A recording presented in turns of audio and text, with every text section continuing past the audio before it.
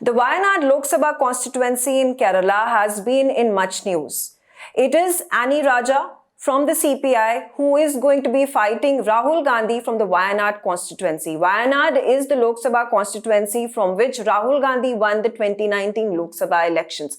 We are going to talk about all this and more with the General Secretary of the CPI, D. Raja, who's joining me right now from the CPI office in the National Capital Region. Thank you so much for joining me on the telecast, Mr. D. Raja. The first question about how is the Kerala Lok Sabha elections panning out, because it's a direct contest between the LDF and the UDF. Firstly, we should discuss the forthcoming parliament elections. How important these elections, how critical these elections. According to my party, the CPI, we consider the 2024 Lok Sabha elections are very, very critical for the country and its future. The past 10-year rule of Mr. Modi, the BJP, has been proved to be not just misrule, it has been proved to be disaster. Democracy is in peril. Constitution is under attack, under subversion. Secularism, federalism are all under attack. So in such a situation, India as a democratic republic will have to survive and move forward. How to ensure this? That is why our party has taken a position, and I think all secular democratic parties agree with that. The primary objective of this election should be to fight and defeat BJP in order to save democracy, save the constitution, save the secular democratic fabric of our society and federal system of governance. India must continue as union of states. The states must have their own political, financial powers, rights. So now country is in multiple crises. Whatever claims Mr. Modi makes, but the ground reality is something different. So then what is the strategy of India Alliance? You all have come together, different political parties, you have different ideologies. How do you come into a cohesive structure to fight the BJP, to fight the NDA? That we are trying our best to have mutual accommodation when the question of seat sharing is addressed. So we are trying our best, and it is happening at different levels in different states. For instance, Tamil Nadu. The DMK chief, Mr. Stalin, the chief minister of Tamil Nadu, has demonstrated his political understanding and political maturity to put everything in place and taking all the secular democratic parties into fold, and seat sharing was over. Now seats are being distributed and the campaign has begun. We expect such understanding must emerge in all states. Do we see such understanding appearing in Kerala as well? Because there has always been a direct contest between the Congress and the left parties. No, Kerala is a state which has only 20 seats, we should understand. 20 Lok Sabha seats. And Kerala is a state where you have LDF and UDF. The main electoral battle is between LDF and UDF. This we should keep in mind. Yes, there is attempt, very aggressive attempt from BJP to have foothold, not only in Kerala, in Tamil Nadu, in southern region of the country. That is what we have been saying. BJP should not be allowed to take any advantage. And I think BJP cannot take advantage. People are matured enough. Kerala people are seeing this polarization between LDF and UDF. So it is only 20 seats in Kerala. Yeah, That and should not be blown out of proportion. That's what I am trying to tell you. the big highlight of Kerala is the two candidates, Anil Antony from Patnamthitta, and you have Rajiv Chandrasekhar, who's going to be in direct contest with Shashi Tharoor in Tiruvananthapuram.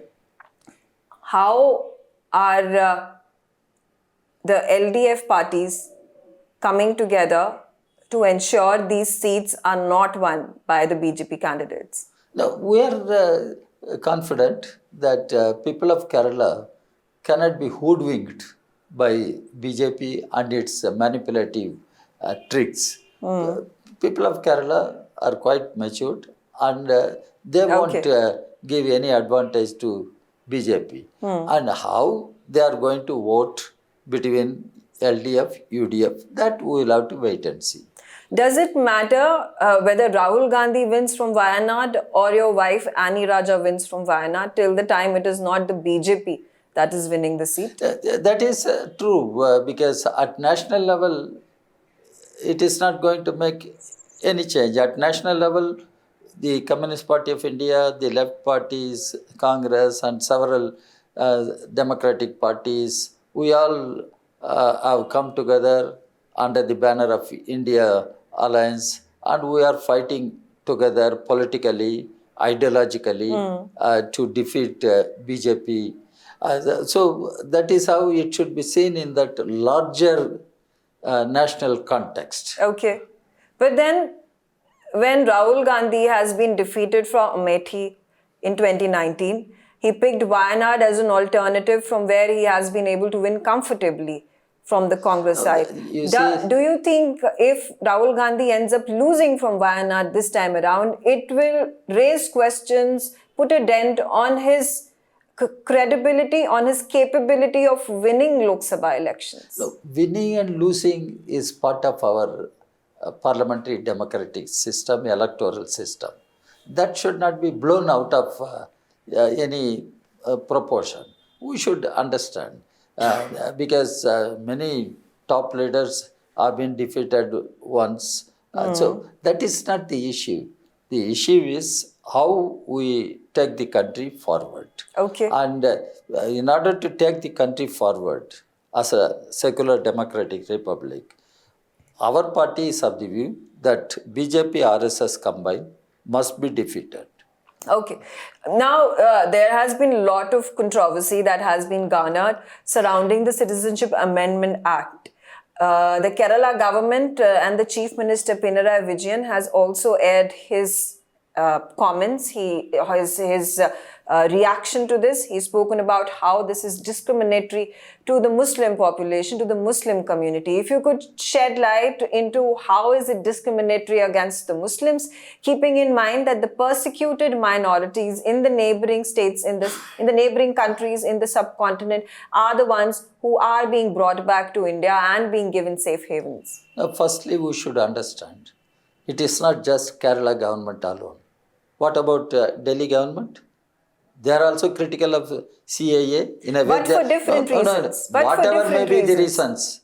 Whatever may be the reasons. I am saying don't single out one state government. No, I'm saying the TMC, I'm talking about the Congress, I'm talking about the DMK as well. Listen to me, that is what I am saying. Tamil Nadu Chief Minister has expressed his views, expressing his dissent against the CAA. Same Delhi Chief Minister, Bengal Chief Minister. So what I am trying to say, you media should understand this. There is no consensus on CAA, and why government has chosen this time to notify the act and frame rules, because country is on the eve of elections, and it is clearly known to common people, and they understand this is nothing but a sinister design to polarize the people and create communal tension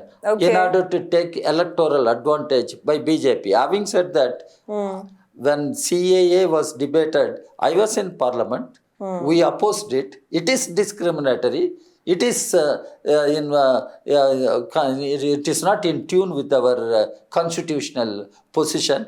Our constitution does not relate citizenship with religion. Our constitution doesn't make religion is the criteria for giving citizenship or ensuring citizenship. Now this government is linking both religion and citizenship. That is what we oppose, and Okay. it is discriminatory. Okay, but do you think- Having said that, you are Yeah. talking about persecuted minorities. Yes. And there are thousands of Sri Lankan Tamil people.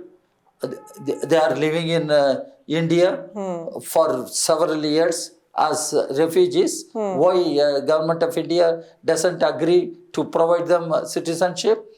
Because the government of India is yet to sign even UN Convention on Refugees, and they are talking about persecuted minorities. Persecuted minorities, only one. All minorities are being persecuted, but one minority is not persecuted. Is it the understanding? Is there any rationality? Okay. Again, a special circumstance that has been created when we talk about the Hindu community in Pakistan and Bangladesh, especially in Afghanistan. It was a vibrant 25% in 1947.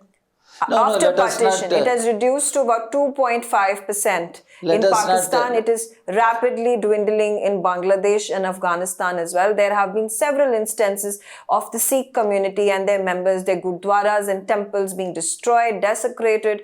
The Guru Granth Sahib had been desecrated. There were instances. In fact, the Sikhs have spoken out and reached out to the government for them to be given refuge in the country. No, I have understood what you are trying to impose on me. I have. I'm not trying to yes, impose. you I'm are. just. That's I'm talking about the instances. You discuss I'm talking objectively. about. You discuss. Okay. You discuss objectively. Okay. You discuss objectively. Now, is it the responsibility of the government? I don't know the facts which you are throwing out. Are they true? Or Yes, of course. No, you are saying that. You are saying that. You must be having some data. And even Prime Minister Mr. Modi is cautioning people about artificial intelligence, fake news, all such things. Even he is cautioning his own cabinet ministers. Yeah. So I'm not getting into that debate. The point is, people are people. Human beings are human beings. If you talk of persecution, do you think only one particular religion is persecuted, or several religions are persecuted? For instance, this government says, except Muslims, all other religious people can enter into India and they can apply for citizenship. How they come to such a conclusion? Okay. Even Muslim people may pass through suffering, and if you talk of Indian context, from here Dalits go to Europe and America and other countries. They are being discriminated. Even those governments will have to address that question. Why Mr. Modi and his government are not talking about discrimination against Dalits in other countries? Okay, in that case, I mean, I will not carry forward this conversation. It can take, quite a lot of time in terms of how we go ahead and mention each other's points. Obviously, talking about it objectively, factually as well. There have been instances where there is the president of our country who's Dalit. There have been several Dalit and OBC leaders in our country who have been given the civilian awards, the highest prestigious civilian awards recently. If you refer to that, how Mr. Dalit president, if you put that, I don't want to use that word, is President Kovind, how he was treated. Could he visit all the temples? How Madam Murmu, why she was not invited to the opening ceremony of the new parliament? Why she no, there is discrimination because they are Dalits and tribals. And even in case of Madam Murmu, she is a widow also. All these orthodox and conservative ideas such people cannot participate in so-called Okay. auspicious function. So let us not discuss. That is why our party is fighting against the very caste system. The way the Manusrimiti is sought to be imposed on the people. And we are fighting for a casteless, classless society. Even we are fighting against patriarchy.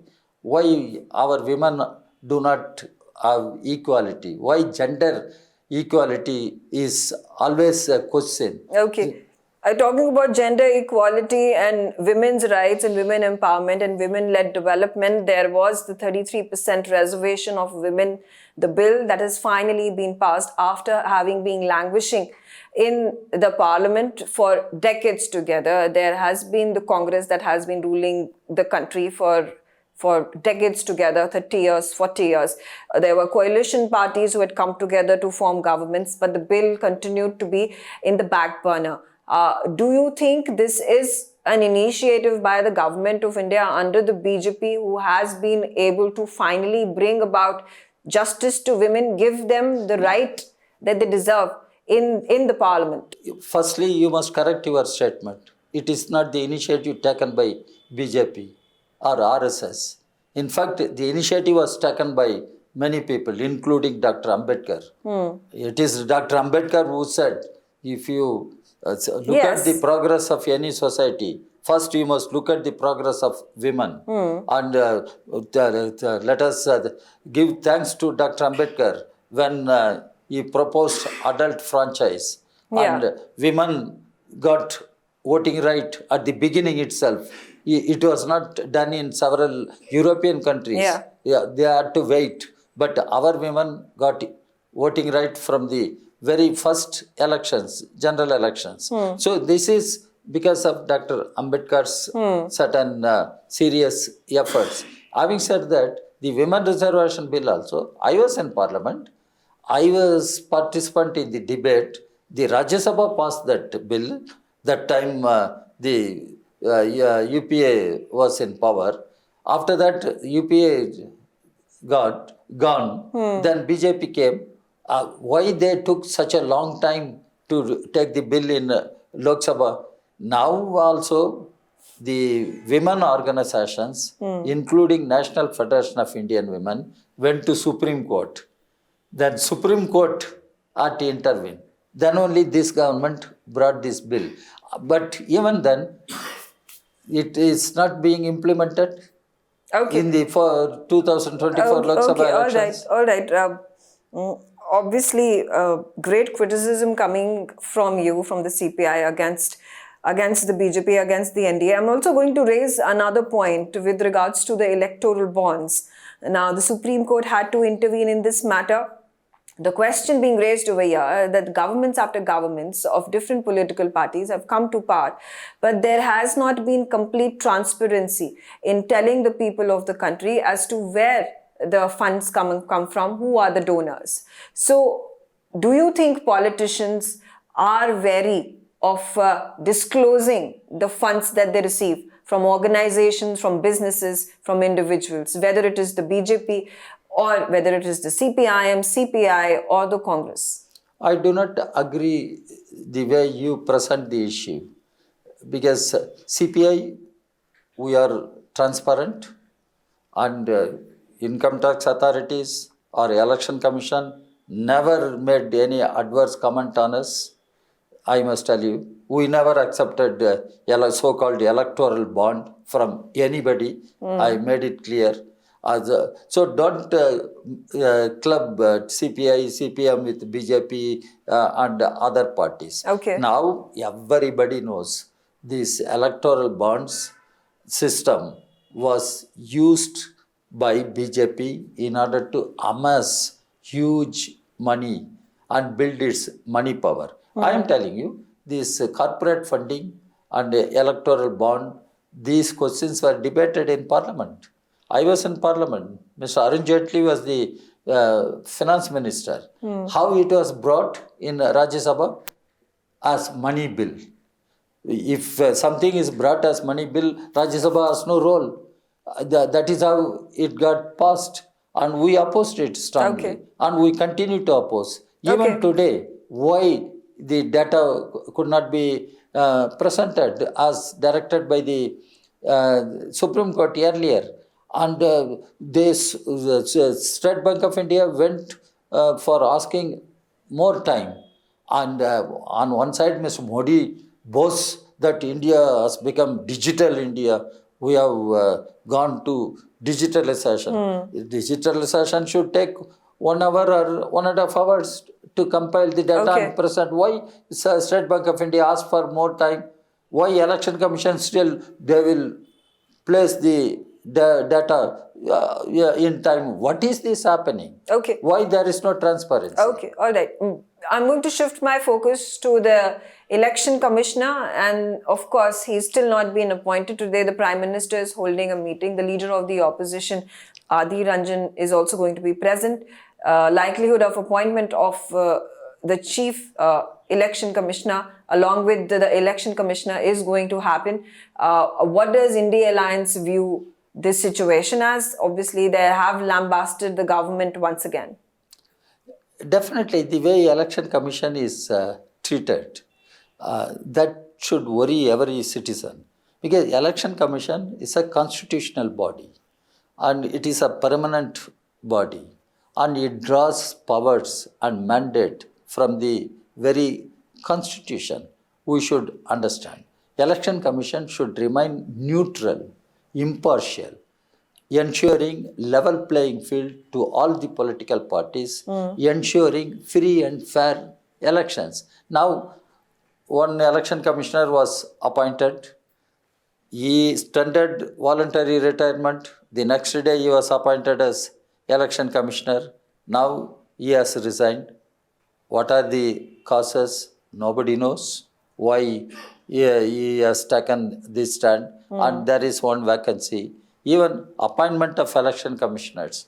The issue was discussed. Why not the Chief Justice of India to be in the panel? Even today the case is pending before the Supreme Court. So government of the day should not try to use election commission or influence election commission to favor the government of the day and the party which is in power. We should try to understand this. Election Commission should remain neutral. Fair enough. There have, however, been elections that have been held in our country where we have only had the chief election commissioner. There have been election commissioners who have been missing or not appointed in the past. No, this is an obsession of BJP. You are sharing BJP's obsession. I'm not sharing. I have taken a look. I have taken a look at the past elections that have taken place. There have been two instances. Whether it is right or wrong is something that is debatable. I am trying to explain that before session it was like that. Why the election commission has been made as multi-member commission? There must be some logic. There must be some rationale. That's what one should try to understand. Now this government suffers from an obsession. One nation, one religion, one nation, one culture, one nation, one language, one nation, one tax, then one nation, one election, then one nation, one party, then one man, one commission. What is this happening in our country? You spoke about one nation, one poll. Now there is a meeting that is being held. There has also been President Kovind-led panel that has come up with a recommendation that there are going to be simultaneous polls that will happen. National elections, assembly elections and local body elections simultaneously. How do you view this? No, I met the COVID Commission. I submitted my party's position. We are opposed to the simultaneous elections. One nation, one poll. It is impractical and it is not the solution to the ills that our electoral system suffers from at this point of time. We should try to understand why Election Commission remains a permanent commission. Because there will be multiple elections in a country like ours. It is a very country of tremendous diversities, and constitution makes it clear elected state assembly as a tenure. If that government falls, if no confidence motion is carried out, then how to hold elections. Okay. Everything is defined in the constitution. Same with parliament. How come they think we can have simultaneous elections in a country like ours? This is what we should try to understand. Is it the attempt to pave way for presidential form of government, or dispensing with the multiple parliamentary democratic system which we Okay. have? So there are questions. If they talk about expenses, I am telling you, there was a committee appointed by Parliament.